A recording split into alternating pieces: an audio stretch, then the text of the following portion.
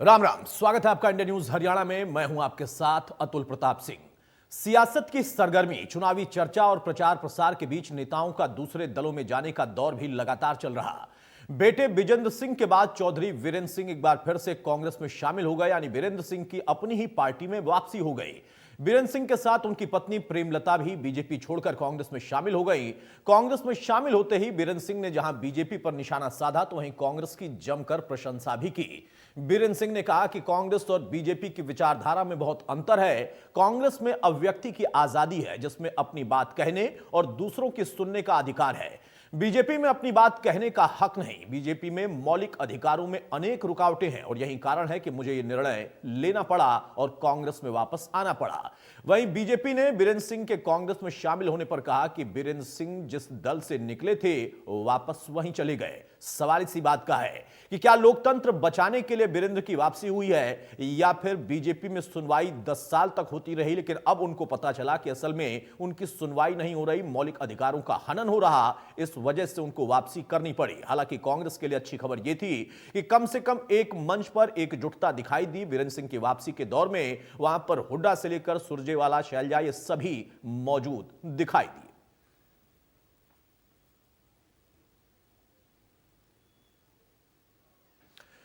बहरहाल अब सवाल इस बात का है कि वीरेंद्र सिंह की घर वापसी से आखिर भला किसका होगा, खुद वीरेंद्र सिंह का, कांग्रेस का, या बड़ा नुकसान बीजेपी का होगा? क्योंकि बीजेपी ने कह दिया कि असल में उनके जाने से हमें कोई फर्क नहीं पड़ेगा, क्योंकि वो पार्टी के साथ कभी दिखे भी नहीं। मंच पर तो साथ साथ थे, लेकिन क्या एकजुटता वाकई हो पाई है? वीरेंद्र सिंह से नुकसान और नफा का अगर जिक्र करें तो वीरेंद्र सिंह ने एक बड़ी बात कही कि हो सकता है कि सुलह मैं ही कराऊं, यानी उन्होंने संकेत दिया कि अगर पार्टी के अंदर गुटबाजी जो चल रही है उस गुटबाजी को खत्म कर दिया जाए तो बीजेपी का सामना हम आसानी से कर सकते हैं। अब घर वापसी के बाद एकजुटता वो करा पाएंगे, नहीं करा पाएंगे, यह भी सवाल है। अगर एकजुटता कर दिया तो फिर उसके बाद उसका प्रभाव क्या होगा, नुकसान बीजेपी का कितना होगा, यह भी सवाल है।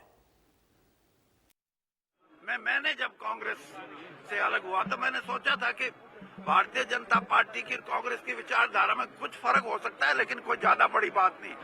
लेकिन ये विचारधारा कांग्रेस का बिल्कुल एक किस्म से उलट है, और उलट इसलिए है कि इस देश को अगर जिंदा रखना है, इस देश की अखंडता को जिंदा रखना है, तो हमारी विचारधारा, जैसे मैंने कहा, जन मन गण, ये जरूरी है। जन गण मन से ही देश बचेगा। अधिनायकवाद लोगों का है, ना कि किसी पार्टी का, ना कि किसी नेता का। ये अधिनायकवाद की जो धारणा है हमारे नेशनल एंथम में, इसको समझना चाहिए, और इसी पे हमारा संविधान टिका हुआ है।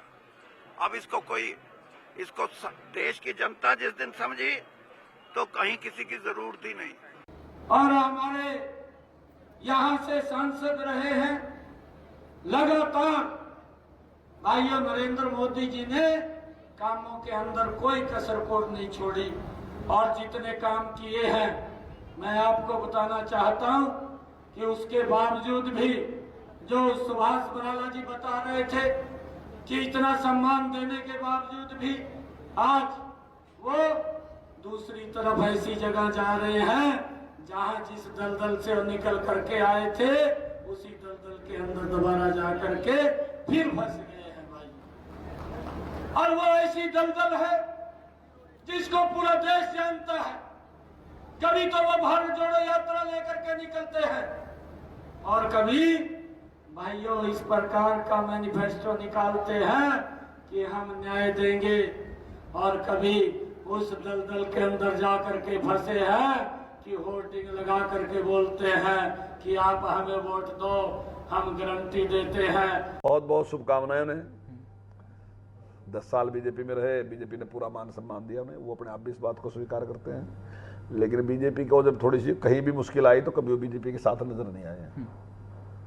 तो मेरी तो शुभकामनाएं उनको, बहुत अच्छी बात है। देखिए अब उनके ले कुछ नहीं रहा, और पूरी तरह से इनको पार्टी ने मौका दिया, अवसर दिया सब जगह पर, लेकिन अब वो एग्जॉस्टेड है, पूरी तरह से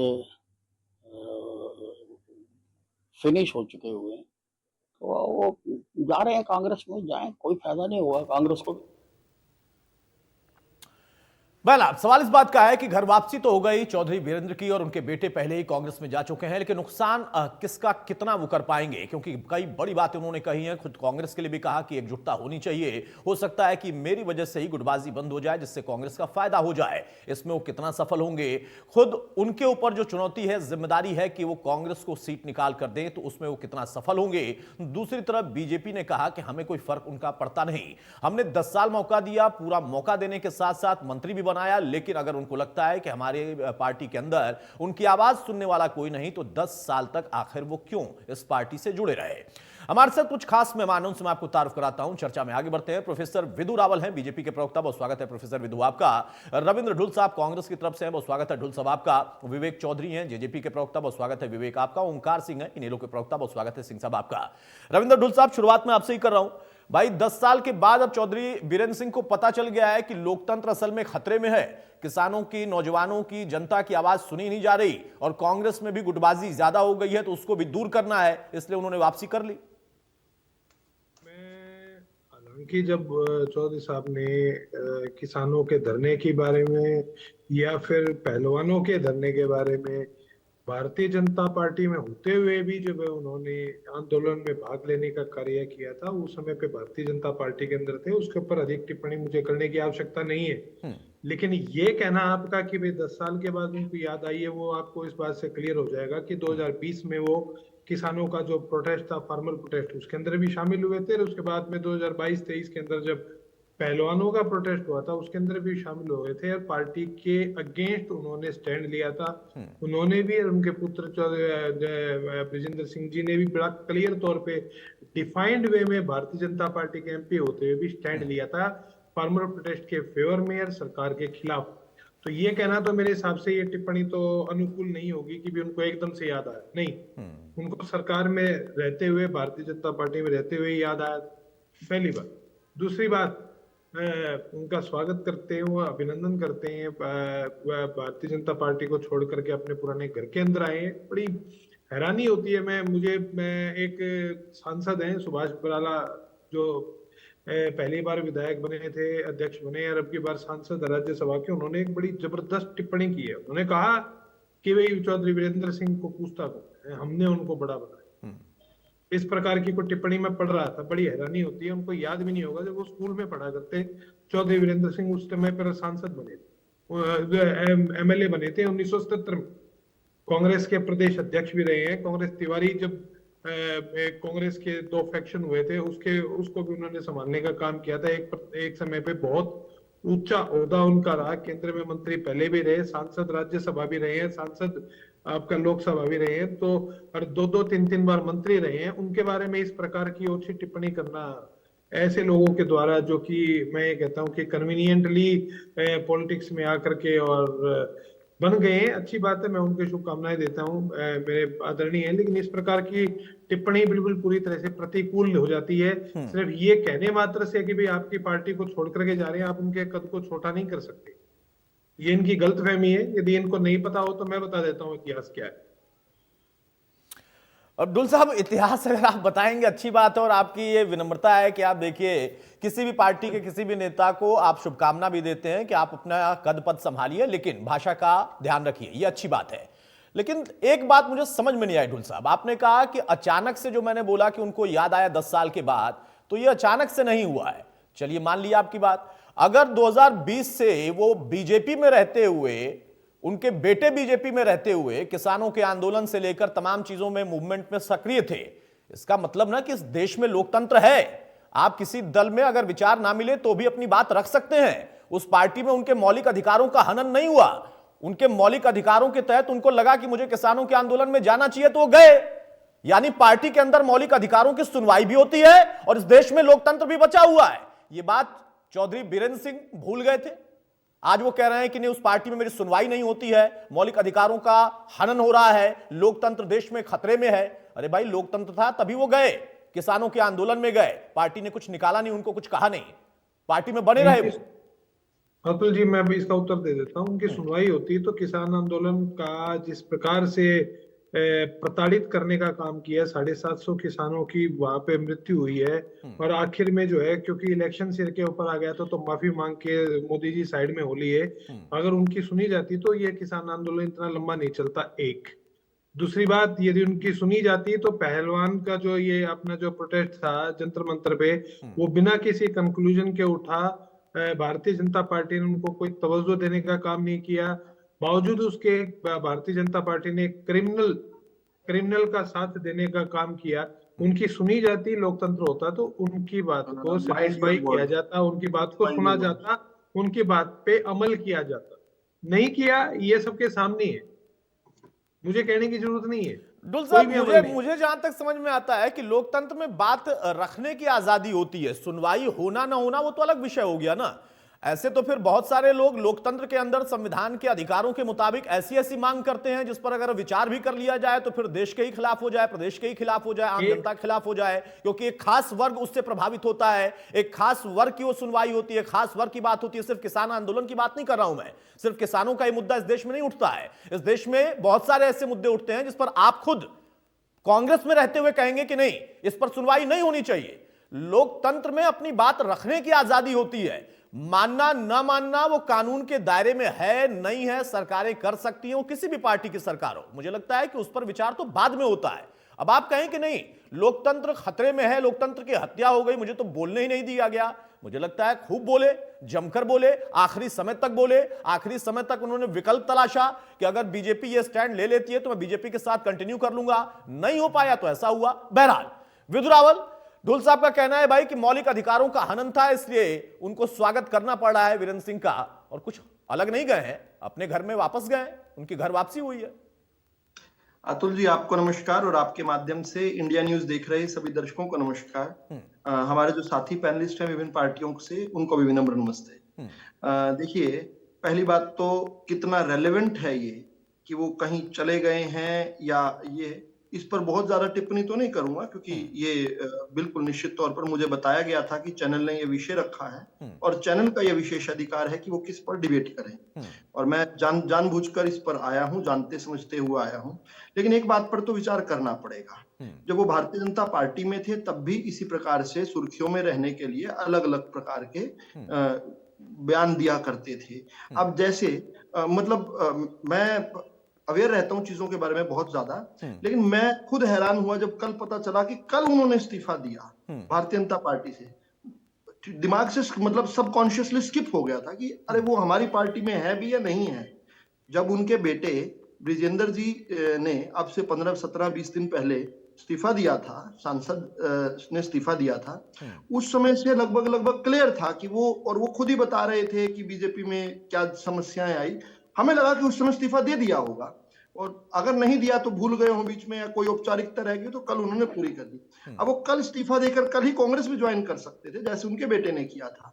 लेकिन एक दिन की फुटेज खाई जिस दिन बेटा साहब गए, और एक दिन की फुटेज खाई जब इस्तीफा दिया, एक दिन की फुटेज खाई जब कांग्रेस ज्वाइन की, यानी 3 दिन का खामखा का न्यूज। और अब एक बार उनकी प्रासंगिकता पर भी विचार कर लेते हैं। वो एक बड़े नेता रहे हैं, एक पुराने परिवार से रहे हैं, चौधरी छोटू राम जी के परिवार से एक नाते से वो जुड़े हुए हैं, इस नाते से उनका सम्मान है। लेकिन वो एक बीते हुए नेता जो है उसके तौर पर दिखने लगे। मैं इस बात को पहले भी स्पष्ट कर चुका हूं, और ये बात जो है मोटे मोटे तौर पर स्पष्ट हो गई थी कि ब्रिजेंद्र जी को भारतीय जनता पार्टी हिसार से लोकसभा का टिकट नहीं दे रही थी। ये बात उनको भी कम्युनिकेट कर दी गई थी। उसके बाद आफ्टर थॉट में वो कौन सी विचारधारा, कौन सा लोकतंत्र, लोकतंत्र कितना सस्ता हो गया, कितना सस्ता हो गया लोकतंत्र का। जिन लोगों ने इमरजेंसी देश पर लगाई हो, जिन लोगों ने आज जो कहते हैं कि संविधान बदलने वाले हैं, जिन्होंने संविधान बदला हो इमरजेंसी के दौरान, उनके साथ जाकर संविधान को बचाने के लिए खड़े हो जाए, लोकतंत्र को बचाने के लिए समझ आए। इतना सस्ता नहीं है इस देश का लोकतंत्र जो है ना, इतना सस्ता नहीं है जितना कांग्रेस पार्टी और उसके इस प्रकार पिछलग्गू पार्टियों ने बना दिया है, इतना सस्ता नहीं है। लेकिन खैर एक ही रिजॉर्ट है इन सभी लोगों का। अभी हमें इस बात पर भी चर्चा करनी चाहिए कि उनकी प्रासंगिकता क्या थी, और एक बात की और चर्चा करूंगा कि वो किन कारणों से पहले आए थे भाजपा में। पहली बात तो उनकी प्रासंगिकता पर चर्चा कर लें। भारतीय जनता पार्टी हिसार से उनके बेटे ब्रिजेंद्र जी को, सांसद जी को टिकट नहीं दे रही थी। उन्होंने टिकट अप्लाई किया था। मैं किसी समय पर ये साबित भी कर दूंगा अगर आप चैलेंज करेंगे इस बात को। इस बार की 2024 के लिए वो टिकट सीख कर रहे थे भारतीय जनता पार्टी की, नहीं मिल रहा था तब वो गए। दूसरी, पिछली बार जो उनकी माताजी जो चुनाव हारी हैं, जी भारतीय जनता पार्टी की प्रचंड लहर में लगभग 48,000 वोटों से चुनाव हारी हैं। और मोटे मोटे तौर पर जो है, मतलब विधानसभा बहुत बड़ी नहीं होती, 48,000 का मार्जिन बहुत बड़ा होता है। शायद दूसरे या तीसरे नंबर पर मार्जिन में हारने में रहे होंगे। तो उनकी वहां क्या प्रासंगिकता है, वहां की उनका जो, जिसको वो अपना गढ़ मानते हैं उचाना कला, उसकी भी स्थिति आपको बता दी। ये तो है उनकी प्रासंगिकता को लेकर चर्चा, यानी भारतीय जनता पार्टी को क्या वो दे रहे थे अब तक। हाँ, अब एक बार इस पर भी विचार कर लें कि वो आए किस कारण थे कांग्रेस से। उन्होंने कहा था कि क्षेत्रवाद हुआ हुड्डा के राज में, भयंकर क्षेत्रवाद हुआ और जींद के साथ भेदभाव हुआ। और अतुल प्रताप जी, मैं अपनी बात को पूरी करूंगा, ये साथ साथ उन्होंने कहा था कि सब कुछ लूट लिया हुड्डा ने, ये शब्द थे, सब कुछ लूट लिया हुड्डा ने। तो अब जब से वो गए थे तब से लेकर हुड्डा को अपने आप को रिडीम करने का तो समय मिला नहीं, तब से वो भी विपक्ष में है। अगर क्षेत्रवाद 4 से लेकर 14 तक किया था तो वो वापस उल्टा तो नहीं किया उन्होंने, अपने आप को ठीक तो नहीं किया। हुड्डा की तो सरकार आई नहीं रही, ना पहले आई ना अब आएगी। तो वो कैसे, वो विषय कैसे बदल गया? आप जींद के साथ भेदभाव नहीं रहा क्या? अच्छा, दूसरा, सब कुछ लूट लिया। अगर हुड्डा ने सब कुछ लूट लिया तो मुझे बताइए कौन से मद में उन्होंने जाकर वापस लूटा हुआ माल जो है जनता का जमा कर दिया? वो भी नहीं मिला। लेकिन असल में मामला क्या था, और मैं इसको बड़ी जो है इसको प्रासंगिकता में लीजिएगा, मैंने असंख्य डिबेट करनी पड़ी हैं उनके बयानों को लेकर यहाँ पर, जो आप डिबेट रखा करते थे, और वो एक न्यूसेंस क्रिएट करते थे।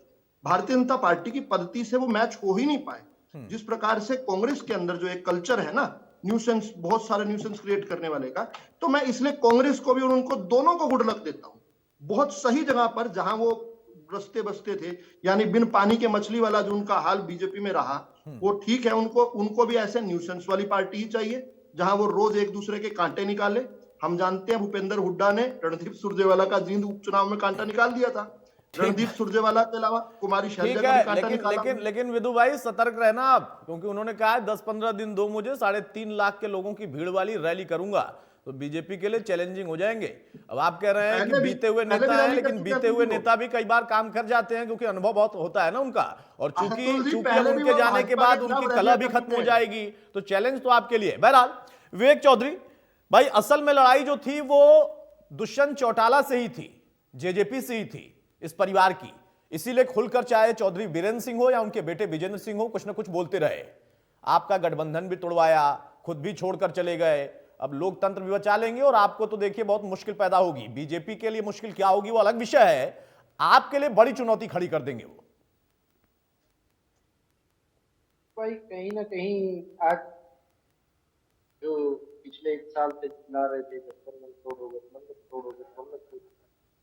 गठबंधन तो टूट ही गया था। अगर 2 दिन रुक जाते तो शायद उनको भी खुशी मिल जाती।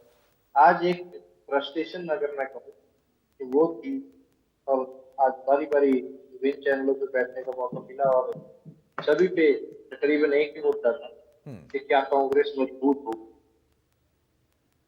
एक बात तो अपने आप ही मान रहे हैं कि कांग्रेस कमजोर है,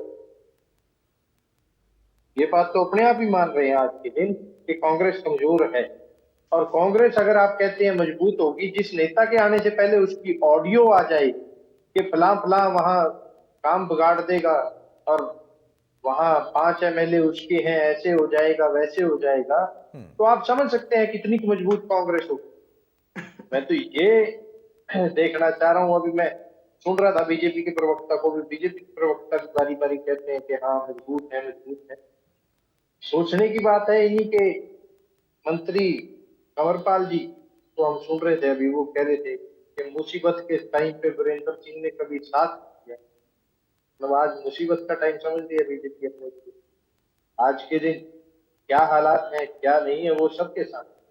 हम तो एक चीज जानते हैं कि अपनी बारी में हम तो एक ही बात जानते हैं कि आज के दिन लोग बदलाव चाहते हैं, और दोनों ही पार्टियों को देख चुके, चाहे कांग्रेस हो चाहे बीजेपी, राष्ट्रीय पार्टियां दोनों ही अजमा दी।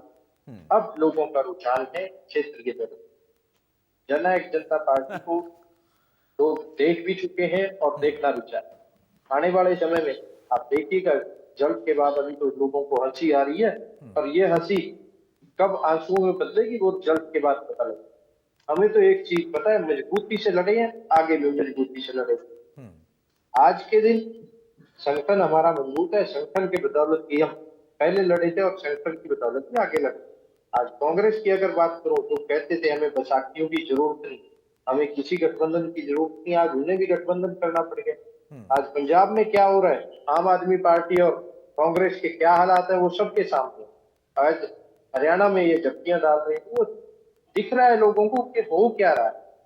हम एक चीज जानते हैं, इनके पास जवाब नहीं है, इनसे सवाल बारी बारी पूछे गए, इनको पूछा गया कि आप बताइए हरियाणा के लिए क्या किया, दोनों ही पार्टी कोई मुद्दा तो बताइए कि हरियाणा के हित का मुद्दा आपने उठाया, हरियाणा के पक्ष का मुद्दा आपने उठाया, तो पर इनके पास कोई जवाब नहीं था। हम आज के दिन कुछ साथी जा भी रहे हैं, कुछ साथी आ भी रहे हैं, और ये प्रक्रिया है चुनाव के समय पे होती है हर एक पार्टी, और उससे भी हम आगे बढ़ने का काम करते हैं। हम तो मजबूती के साथ जनता के बीच में पहले दिन से नहीं विवेक भाई, इसमें कोई शक नहीं है, मजबूती के साथ आप जनता के बीच में हैं, लेकिन एक बात पर जरूर शक है।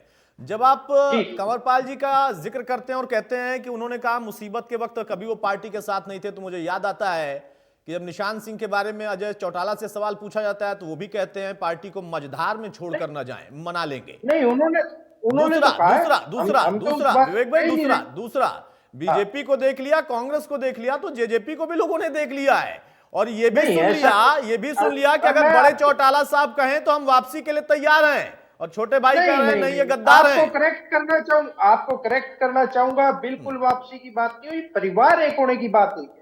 परिवार एक के लिए शुरू दिन से हमारा एक ही बयान रहा है, चौटाला साहब जिनका हम सम्मान करते हैं वो चाहेंगे तो सब कुछ होगा। मतलब एक परिवार में दो पार्टी चलेंगी, आप ये कह रहे हैं?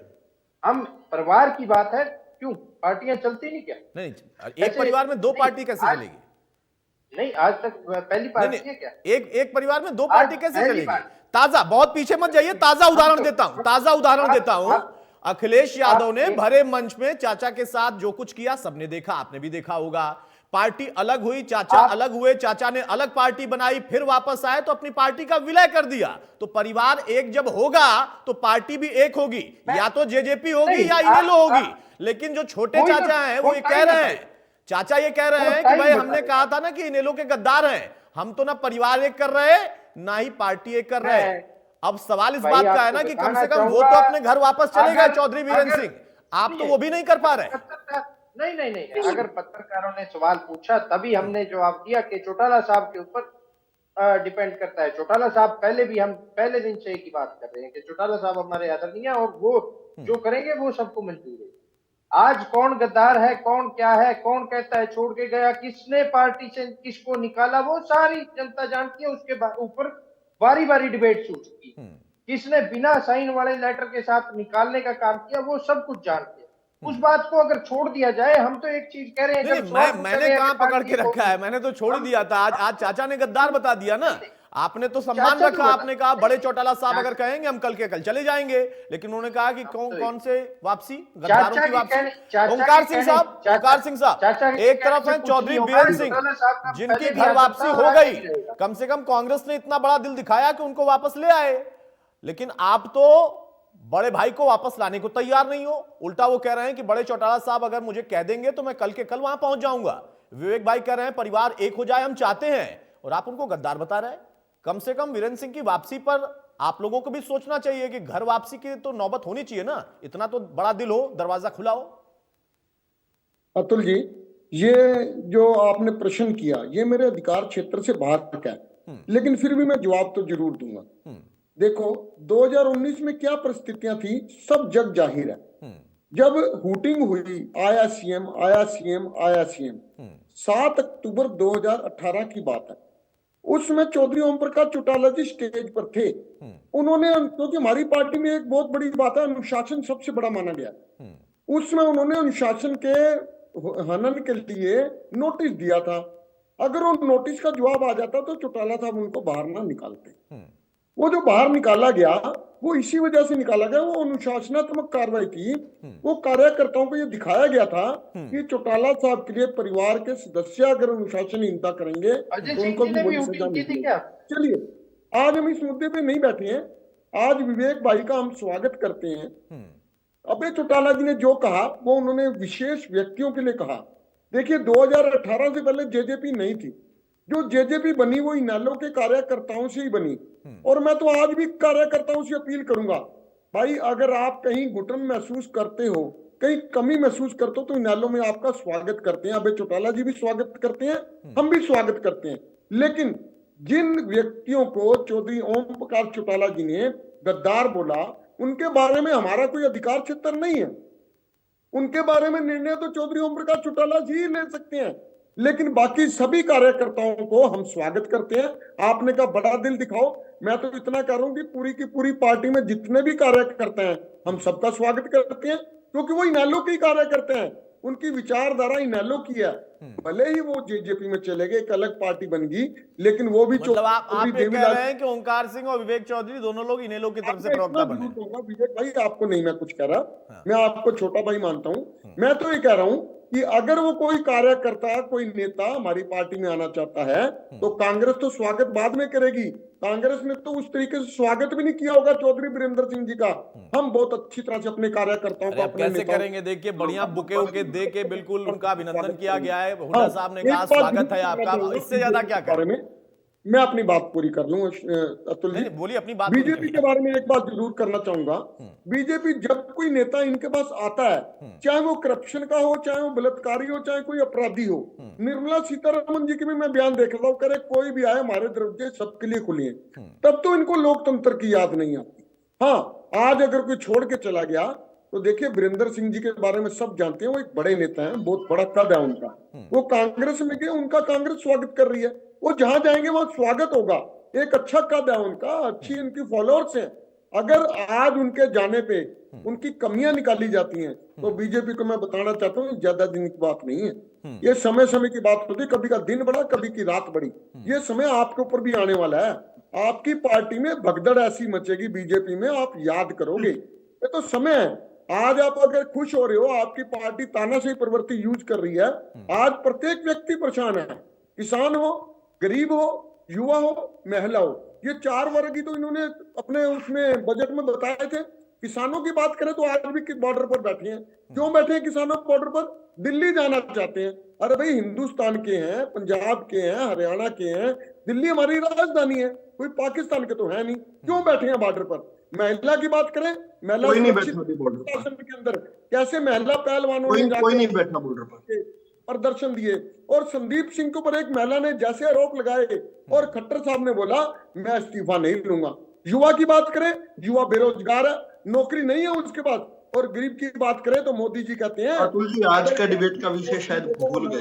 नहीं, वो असल में ओंकार सिंह साहब मुद्दों की हमेशा बात करते हैं ना। उनको लगता है कि मुद्दे फोकस होना चाहिए, नेताओं का आना जाना तो चला लगता रहता है। और गद्दारों पर उन्होंने बता ही दिया कि गद्दारों को कम से कम वो पार्टी में शामिल नहीं करेंगे। कार्यकर्ताओं को, प्रवक्ताओं को वो स्वागत कर रहे हैं। विवेक भाई, खुला ऑफर है आपके पास।